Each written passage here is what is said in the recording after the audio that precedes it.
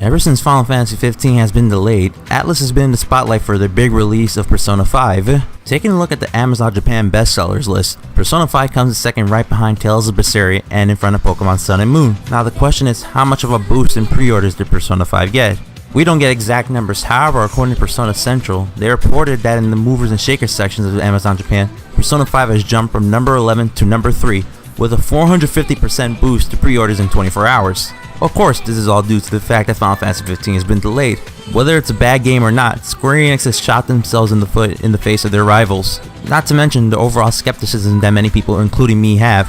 This ranges from the total development time to the fact that if it lives up to many people's expectations. Now this question should be raised, is Persona 5 a threat to Final Fantasy 15? What evidence to prove this is the infamous survey that Square Enix did where they asked fans if they would prefer Final Fantasy 15 or Persona 5 if they were released simultaneously. This survey suggests that Square Enix is considering the effects if both games were released alongside each other. Before the delay, Final Fantasy 15 was going to be released in September, the same month as Persona 5 by only a 2-week difference. Knowing that Persona 5 comes out first, and that it will cut into Square Enix profits, they'll decide to move the dates.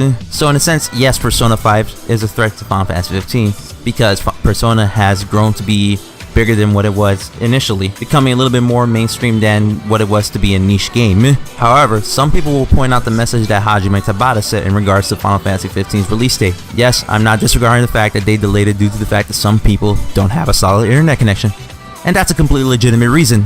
But this just adds to the reason why this delay is necessary, along with the fact that Persona 5 is near their previous release date. Remember what the late Satoru Iwata said? A delayed game is eventually good, but a rushed game is forever bad. Seems like a quote that most, if not all, game developers should live by. But then again, look at No Man's Sky. Due to this delay now, people now expect Final Fantasy 15 to be polished up and live up to many people's standards. If it does not fulfill, let alone live to the hype, and if it does end up like what happened in Final Fantasy 15, then this will truly be Square Enix's Final Fantasy.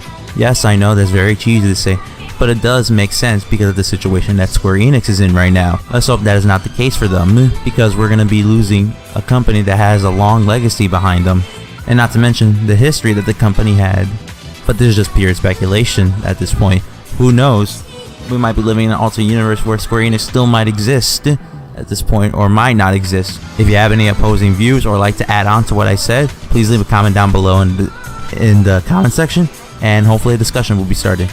And as usual, this is Juggernaut signing out. See you in the next video.